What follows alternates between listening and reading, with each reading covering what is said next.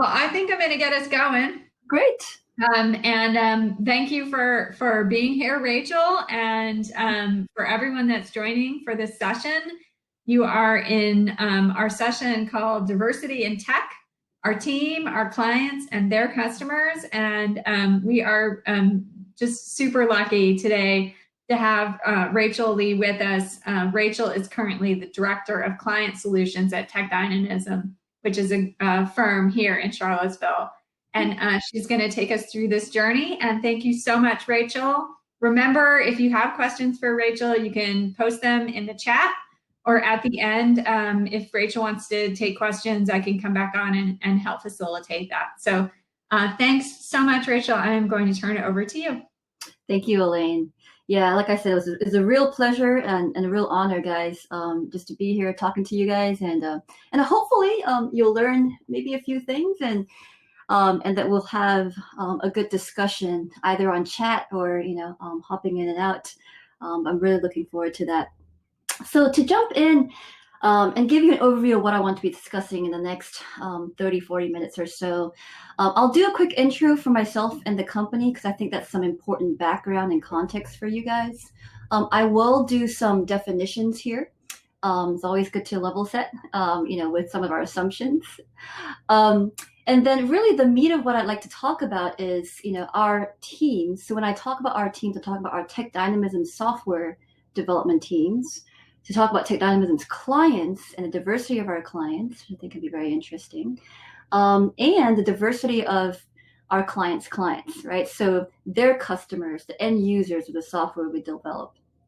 And then like Elaine mentioned, I'm hoping to leave some time to close, with some questions and some discussion, either in chat or through this software here. So let me jump right into it and introduce first myself. So as Elaine mentioned, I'm Rachel Lee. I have really worked for 3 consulting companies in the last 15 years, both local and globally. I have really had the privilege of a pretty broad exposure to a number of different clients, in my opinion, quite diverse, over my years here, where it's diverse, just in terms of, geographies, where the US is a very different place. I've been to 25 plus different large and small, cities, towns, worked across different industries, have had differences in terms of even project size, from the tiny, more small technology projects to the really large programs, multi-year long programs, and across different domains as well. So with technology, there's a strategy, there's designs, implementation, there's support, there's different facets of technology, and again, just feel really fortunate to have had exposure and direct experience across these areas. I've also actually worn very different hats across my work in the past 15 years as well, where I haven't, it's not just observing and through, kind of conversations, but it's really actually doing the work of these various roles in technology. And so I wanted to just highlight some of the spectrum here, because I think that really does come into play, and provide some very interesting context to some of my material that I'll talk about later on. So also really just a bit about myself. So I work at Tech Dynamism, as you know, and I'm actually also a mother of 3 little kids. They're mostly cute, sometimes not. And just another interesting fact is I was born and grew up in Malaysia, which is right over here, if you don't know where that is. And I immigrated here to the States when I was 17. So again, that's just some of the context, that I think will come into play when I talk about diversity in the 3 areas I mentioned before. All right, so to give a brief introduction on Tech Dynamism. So we are a technology consulting firm. We're about 7 years old now, so we're out of the startup phase and into some good years of maturity. We have a smallish team, about, as you can see, 20-something employees, quite a large number of contractors. We are based in Charlottesville. We're actually located in a building just 1 block from the pavilion next to S&P Global. But we have staff really across the US, because even before COVID, being a technology consulting firm, we we're already starting to make quite a lot of changes, going from in-person to remote. And that really enabled, us to hire and really collaborate and work with staff all across, actually not even just the US, but we do have some contractors globally as well. So yeah, so that's just a brief summary of Tech Dynamism. We have actually, for the size of our company, a pretty large number of clients. And the reason for that is we tend to retain clients that we bring on, which is amazing. Our company philosophy may be a little bit different than the typical consulting firms.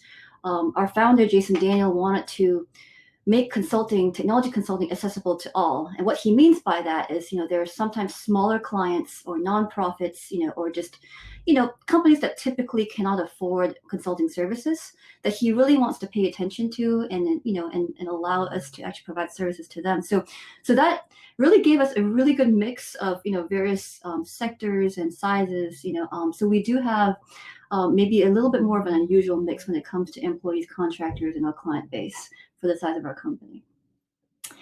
All right, so that's an introduction here. And before I jump into definitions and some of the meat here, I want to make a caveat that, there will be some generalizations that I'll make, right, throughout this presentation.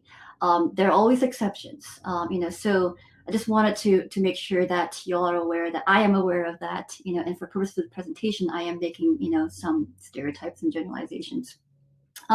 The other thing I really want to mention is normally I love interaction when I present, seeing faces, seeing head nods, expressions. Not having that here today from the 12 of y'all. I would love for y'all to basically get your fingers ready on the keyboard to jump on chat. There will be some questions I'll throw out there, which I would love for y'all to participate and yeah, really dive into. I have the chat window right open right here, and that's my way. I'm really hoping to interact more and have this be more of an engaging interactive session. All right, so let's dive into it. So definitions. So I'm sure I've listened into some of the sessions. There's been a lot of talk about diversity, right, today. So here's the first question for y'all to get ready on chat. So when you think, or when someone says diversity, what's the first thing that comes to your mind? And just feel free to throw your thoughts out there in the chat.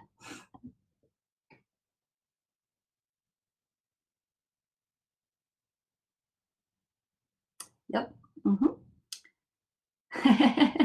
I love the arbitrary list of noticeable differences. Yep. Yeah. Different perspectives. I think maybe Kelly was talking about just our biases, right, and what we bring in here. Yep, definitely racial. That's been obviously a huge topic. Identity, yep, it's another good one.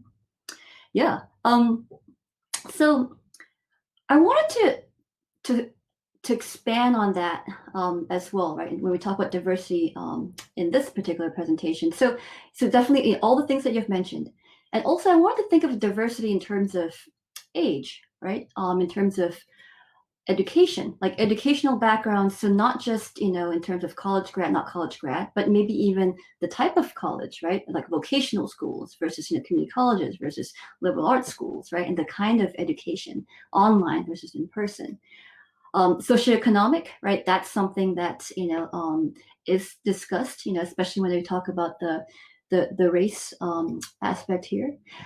Disabilities, right? Like abilities, disabilities, and a huge range, right? When you think of the mental and physical disabilities, right, that we have in our communities today.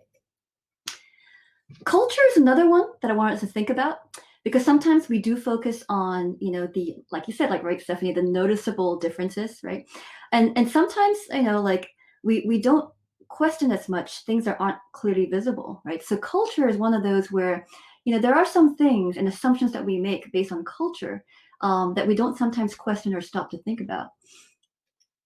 Another one I love to bring up is working styles, right? So I will talk more about this as I go along here, but really to think about, not just, some of the maybe more commonly, associated things when we think diversity, but to think about some of these other areas as well, and to kind of question that and some of our assumptions there.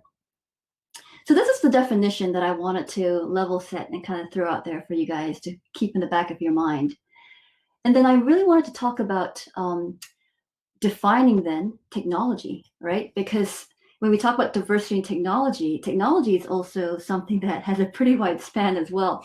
So when you think technology, so again, let's go back to chat. What are some of the things that come, immediately comes to mind when I say just the word technology?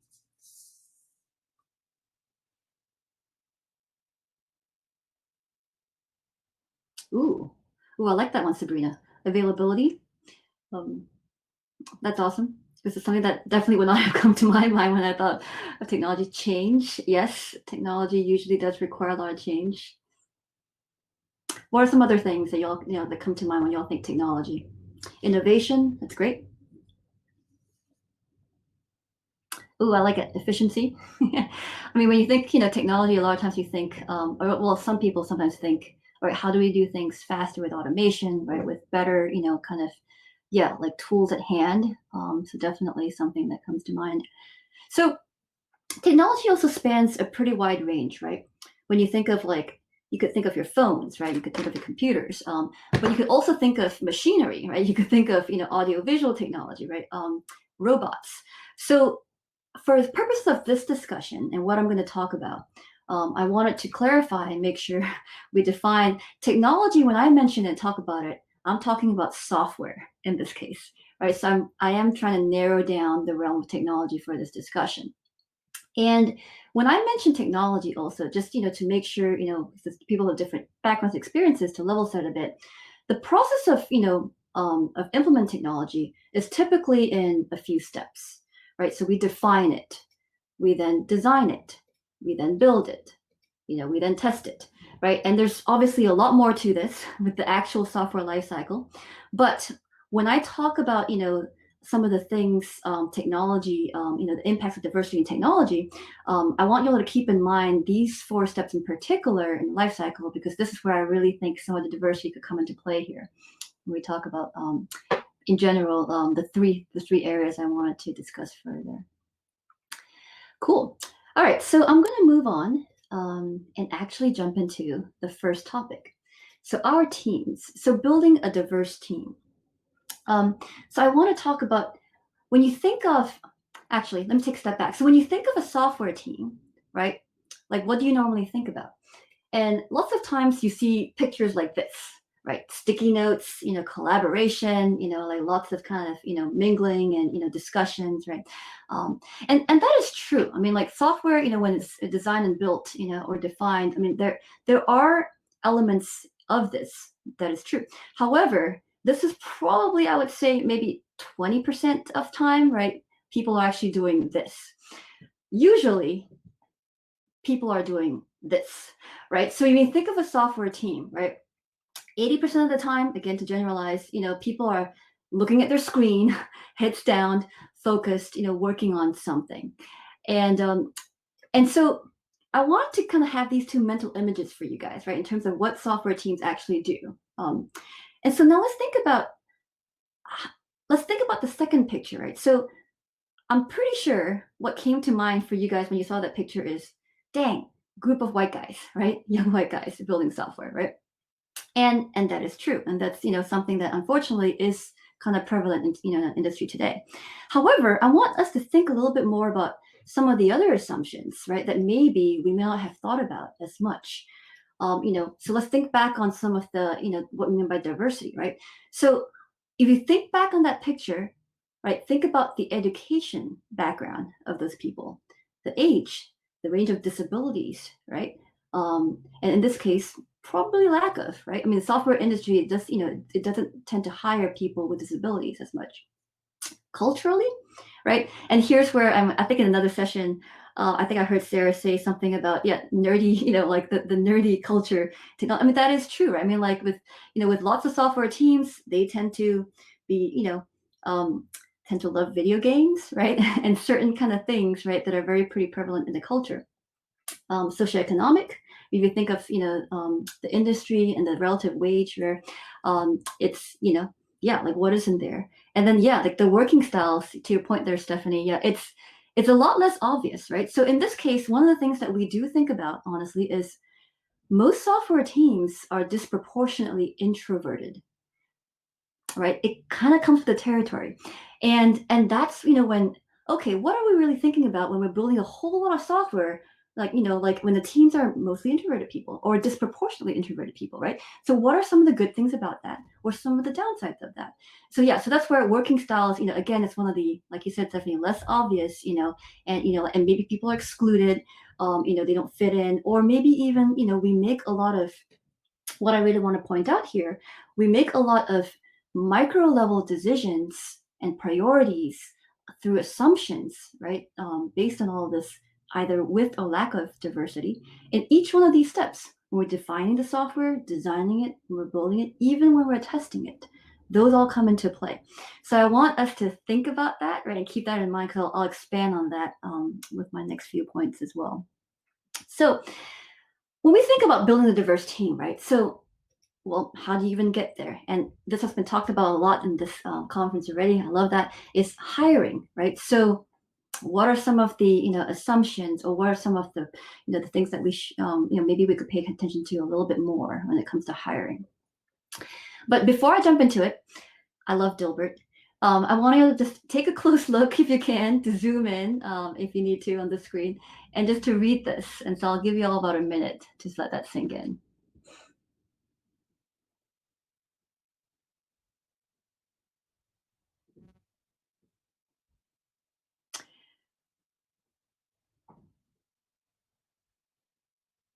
So I love Dilbert. And I always try to sneak it in every one of my presentations. So I chose this one, right? Because, there's nothing about, the typical things, right? And what are the typical things, right? So typically, when people hire for the software, industry, right? College graduate, technical competencies, experience in the industry. Again, to generalize, these are some very typical things, right? But does that produce a diverse team, right? As you can see from this comic, right? There's a lot of other unintended things, right, that comes with focusing on these qualities. So one of the things that we do at Tech Dynamism, really, really pay attention to, is we do look at those things too, but we pay attention and give, sometimes more weight to some of the other things.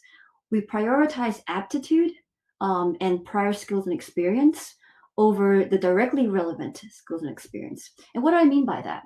So when you look at people who have worked in customer service, right? They have a really almost forced ability, right, to relate to people, right, to the people that they're serving, right? They think on their feet all the time. There's there's that constant pressure, right, of always being on your A game. There are some things that innately, or either trained or innately, like they bring to the table when they've had experience in customer service. Another example is some of the jobs that are more data entry heavy.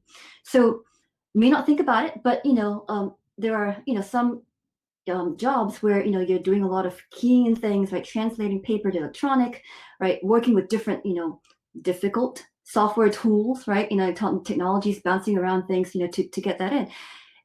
There are some assumptions that people make, that you may not realize as much if you've actually been in those positions, right? And actually done that kind of a job.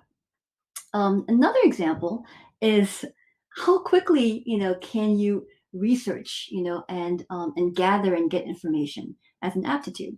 Something that I in particular love to look for and kind of ask is how do you Google search for something, right? It's really interesting because in the software industry, it's less about what you learn in the classroom or what you learn on some course, like your certifications. It's really about how quickly can you find answers in the wide array of things out there on the internet that are actually applicable, right? Because technology moves so fast. It's all about online forums, communities, and being able just to dissect which one's actually right, which one's not. And so those kinds of skills, right? I mean, it's interesting because we don't put that on our job description, but really those are things that can really enable someone to be successful in this job. Another thing that obviously is a little bit closer to me, right, as a mom myself, is like some stay-at-home moms, right, who are maybe trying to re-enter the industry, or to who have not been employed for a while potentially, right? What are some of the skills and aptitudes and that they bring to the table, like multitasking, right? Like relating to people, right? The ability to prioritize, right? Be super efficient, those are some of the qualities that we do give weight to, and sometimes we give weight over to the more traditional qualities and skills. And the reason for that is because we have found, through our experience, that some things can be trained, right? Like technical competencies, for example, that can be trained. Experience can be gained. But there are some other things, like assumptions that bring to the table. Like if you think of all those different things when I mentioned diversity, but there's some other things that you cannot really untrain, right, or change. And so when you think of hiring and bringing people into this industry, like it's paying attention maybe to some of the other things that we don't always think about. And then at Tech Dynamism in particular, I mean, it's very intentional and it's a priority, but it also even goes further to, we look at our business model, financial model, and we make accommodations for it. Because when we bring in people that may not be experienced in an industry, it requires further ramp up and training at the beginning, right? So there's, different kinds of orientation, onboarding, and even kind of ramp up time on projects. However, it is, in our opinion, worth the long-term goal of a more diverse team that produces ultimately better stuff for our clients. So that's why we do it. But we do have to factor that in, right? When we do our hiring, when we do our onboarding, when we bring new people on. And we also actually even factor in the mix of seniority, right? To make sure that there are enough people who do understand what's going on, and are very, very attuned to the work that needs to be done to then help and train other people that bring different things and different qualities to bear to the table here. So now I've talked about hiring, and now I wanted to talk about the team composition, right? Well, we've hired a bunch of people. Now, if we have a client project, how do we assemble and compose these teams? And a lot of times we like to think about really, as you can see here, right? So imagine like, these are, the teams that are working on, let's just say a project for a client, right? So we want to think about, okay, like what's the team's ability to actually relate to the client? And not just to the client, what's the team's ability to actually relate to the client's customers, right? So again, like with some of the experience I talked about before, how do all of those come into play? And then, going further from this, one of the things obviously we've experienced, you bring a more diverse team to the table, right? That brings different ideas, right? Brings, kind of different experiences, right? Different questions, different kinds of pushback that does create more conflict, right? So this is where sometimes it's easier, more efficient, to just kind of move along with a more similar team. We have a more diverse team.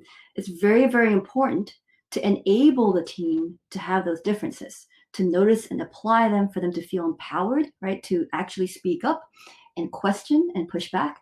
And so we make it a priority to train, right? And to enable what we call healthy conflict amongst our teams. Because really, at the end of the day, like people need to feel empowered and enabled to do this. And then, ultimately, all those micro level, right, decisions, assumptions, and all those 4 stages that I talked about before when we're creating software, I mean, that ultimately, what we really need there is creativity, innovation, right? That we can really kind of harness by doing these things.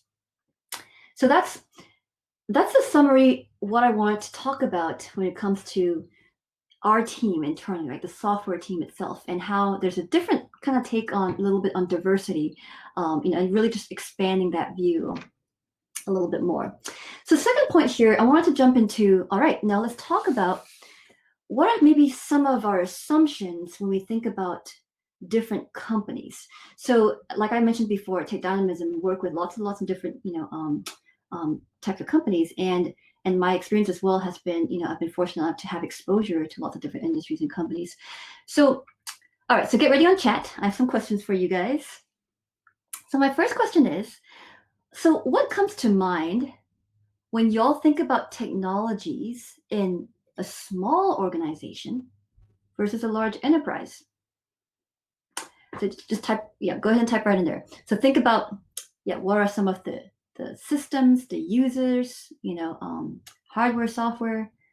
I love it. Bureaucracy between a small and a large. That's kind of inherent, actually. What are some others that y'all can think about? Yep. Automation. Things do tend to be, yep. Yeah, nimble as well. Yep. Yeah. Yeah, it's very interesting because I think innovation has very different flavors when you think of small versus large for different reasons. No, this is great. Thank you, guys.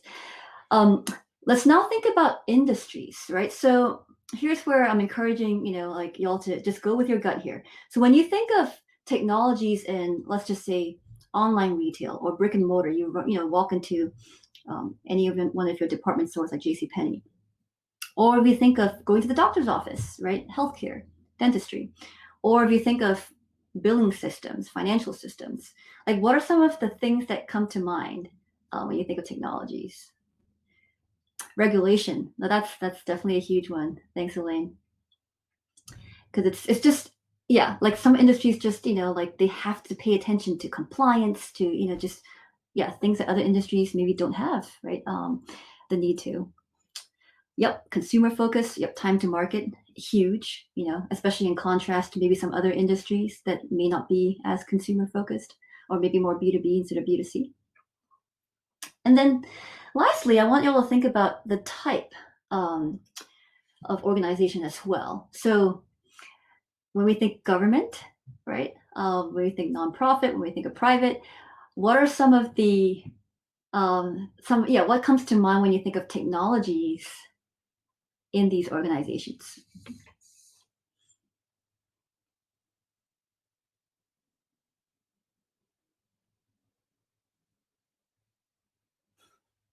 Security, yep, that's a huge one. Yep, just how nimble they are. Yep. Budget, that's huge, right? I mean, you have very different models of budget when it comes to how they spend on technology across these three different types of organizations. Yeah, that's great. So keep these assumptions in mind. And then I actually wanted to go through some examples that we've actually come across in our work with our clients when it comes to just working across these different sectors and different sizes, different industries. So the first example I wanted to share is when we think back, right, of the small versus large, right? And, y'all have brought it up, like small companies tend to be more nimble, sometimes more manual, more organic, right? I mean, like everybody knows everybody. We tend to know what each other, is doing. So there's less of, frankly speaking, a need for metrics, right? So when we work with our smaller clients, sometimes, we'd like to bring some of the metrics and baselines, right, and key performance indicators that some of the larger companies do when it comes to measuring software. Because a lot of times they come to say, well, we're really slow at doing this, or it takes a really long time for this to do this, or for our customers to finish their checkout, or for whatever that is, right? And then like, technology can help. Let's do that. And sometimes it doesn't take a lot to say, okay, let's do a quick measure. How long does it take for them to do that now? And then that could be a nice baseline to then say, okay, did we improve? Is it worth the money it's going to take? What is the true cost, right, of what's taking it today versus the cost of implementing the software? And that's where some of the practices from other more, larger enterprises can be applied, not to boil the ocean, but just, where applicable with the smaller companies. Another example that I want to talk about here is that if you think of the various industries, right? Like, like I mentioned, like with retail, healthcare, financial. So with a lot of times clients come to us and say, hey, look, we need an X. There's a gazillion X's out there, or we don't even know where to start or where to look. How do we evaluate this? Need your help. So a lot of times we come in, doing a simple vendor analysis, right? Of what are the solutions out there? What do we recommend? And here's where it's very interesting because, our clients could go to someone that's the expert in that industry. But where it's different for us, given our diverse, client set is we're exposed to some of the nuances of software in these industries. For example, the transportation industry, like they don't have as many they're not as exposed. Sorry, they're not able to focus as much time on technology and software.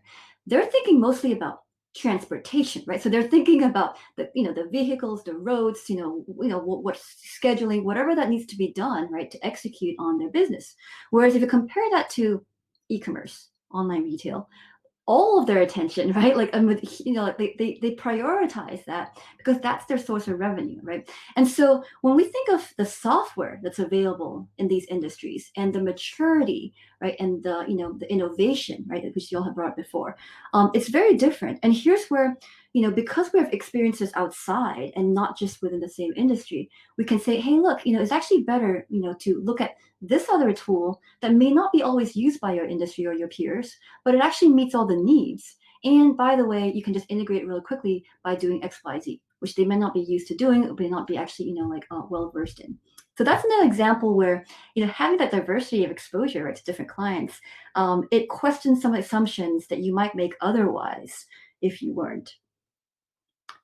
And so my third example here is around implementing software changes. Actually, yeah, I think Elaine, you mentioned technology change.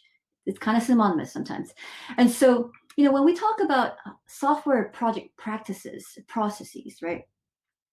Here's where, I think like you all mentioned as well, like with nonprofits, right? There's smaller budgets, but they also, another kind of, again, generalization about nonprofits, they are a bit more haphazard and chaotic when it comes to the technology, right? They're not able to focus, as much on it, sometimes due to budget, sometimes due to changing missions, and evolving and adapting.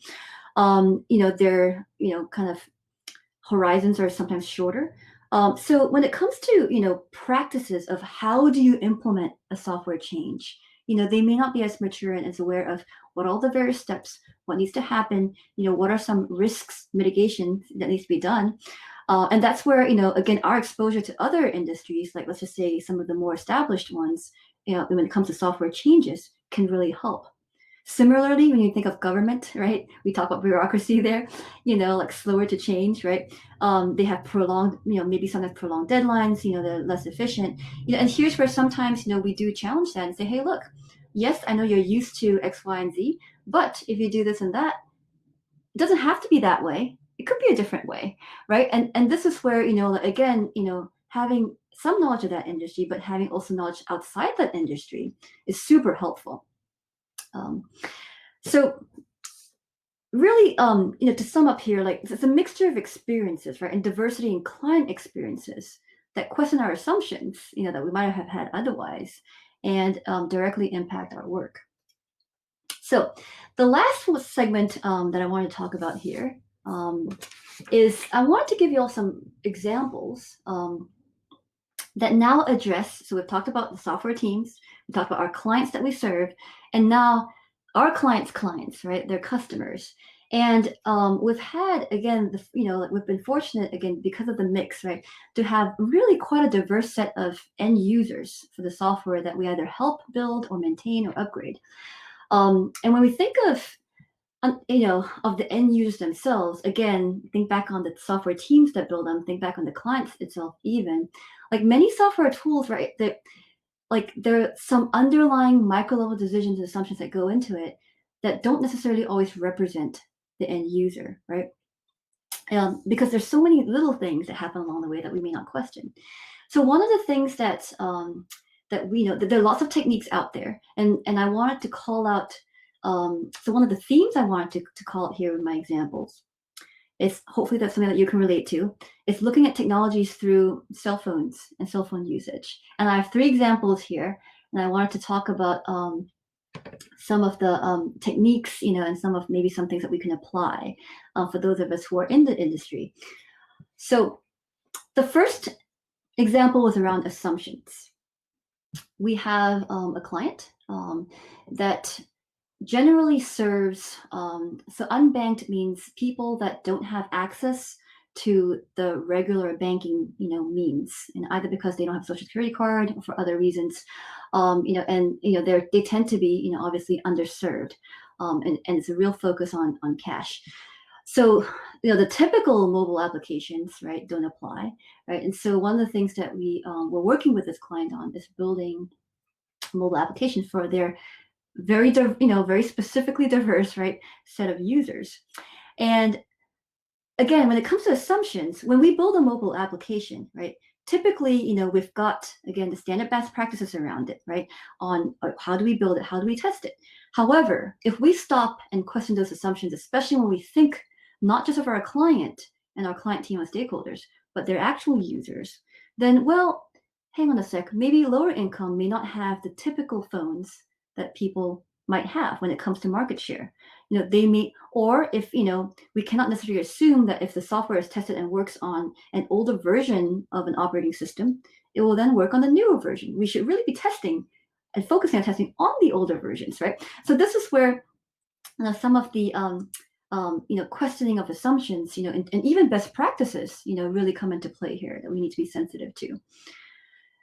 So an example that I then wanted to dive into, just to give you a flavor, is user testing. So this is a very common technique, and that's been really pushed, in the recent. It's been a really recent trend to really focus on going directly and testing it with not your client, but your client's users themselves.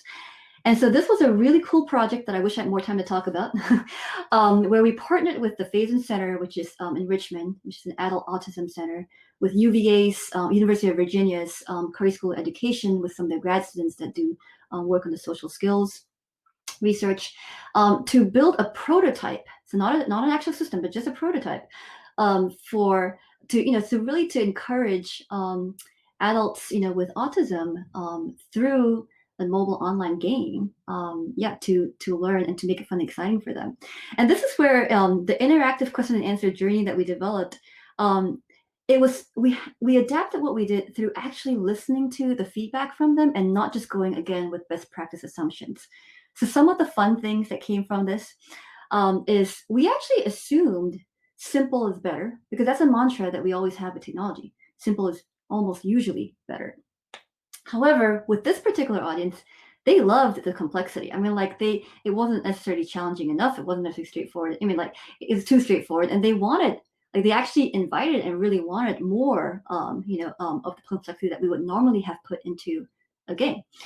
Another unexpected thing was, we typically do play with some energy and do spend, some time with it, but not a whole lot. But one of the comments they made back to us, which I thought was super fun, was we had this guy, we called him Charlie, as one of the themes throughout our game. And one of the pieces of feedback that someone gave was, we love Charlie. I'd play the game just for Charlie. And, so none of the other things that we wanted in the game for them to really pay attention to, they really paid attention to this picture. And so that's where, it is really interesting to hear, right, directly from users, because there are many, many assumptions that we do make that, even best practices, which, may not always apply across the board. The last example here I'll give is, we don't always have the luxury of doing user testing. It is costly, it's expensive, it's time consuming.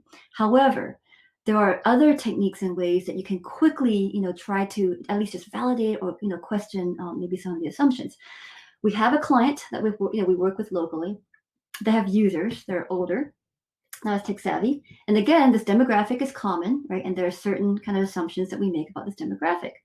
One thing that we did was go on Google Analytics, which is a tool that allows you to see the actual usage of people on, let's just say, their website.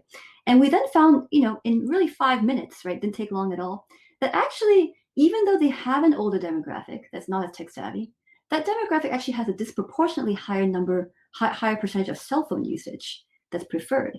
And that's when we're like, oh, so, we won't do the normal thing here. We will tailor our designs, our testing, to accommodate that. And so that was really, again, some of the cool things and insights that come to play when you think back on assumptions, you think back on, being able to relate, you think back on, all of the micro level decisions that are made along the way. And that's what I was hoping to just, tease, you guys' minds with today, and hopefully, just give you all a sense of, hey, thinking about diversity, especially diversity in technology, in just a slightly more expanded way. Because ultimately, I really do believe, a company does that really does help elevate, innovation, creativity, and ultimately the quality of software that's out there. So I am at 1:45. Sorry, Elaine.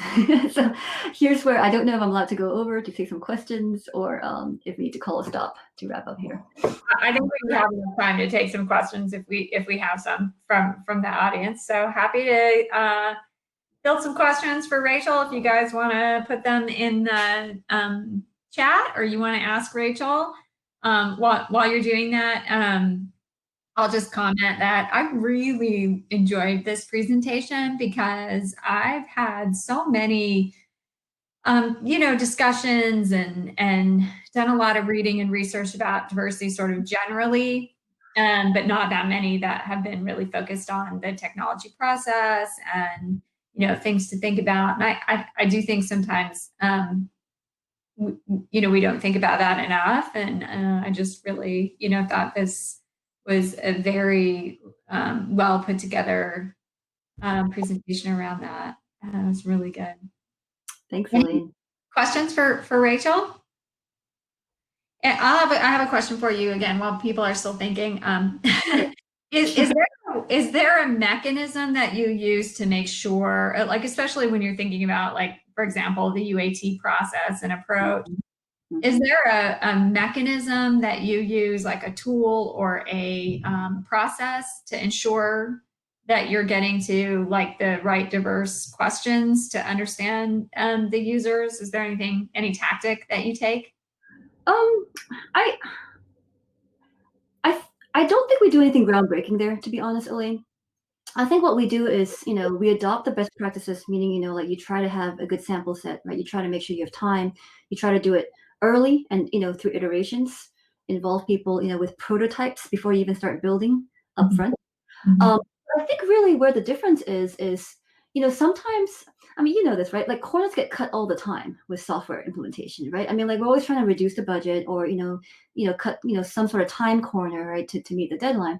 And that's where I think we hold on to that a little bit tighter, right? Like we don't, try to really convince our client, no, like it's worth it. Don't shortchange this, or it's worth the time, the money, the effort to get people involved. Yeah, so we do that. So I think that's one thing. And the other thing is really like, when it comes to even user acceptance testing, like I think having people on our team that are not the typical, right, kinds of insurance analyst even, like that really does actually open the, like the gamut of, are we asking them these questions, right? Are we making, them go through these scenarios even? So I think that's super cool. Having a different emphasis maybe on what might be techniques. It's the value of that diversity in action. Like you don't need a technique if your team and your group is diverse. Yeah. And it's down to the priorities, like I said, about the micro level priorities, right? Because if we have a pretty, non-diverse team, then we won't see the value. Yeah. Right? So any other questions for Rachel before we wrap it up? Okay, I didn't see any come through, but I think I could tell from just the chat, everyone was really enjoying it and soaking it in. So I want to thank you so much. Oh yeah, see there. Rachel, thank you so much for joining us today and really putting the time and energy in putting this great presentation together. And if this is the first time you've used it, hang on to it and use it again. It was really great. Thank you again, Rachel, for such a great presentation. And thank you to our audience who have sat through this and probably many others. So you've made it a great, great summit. Thank you so much.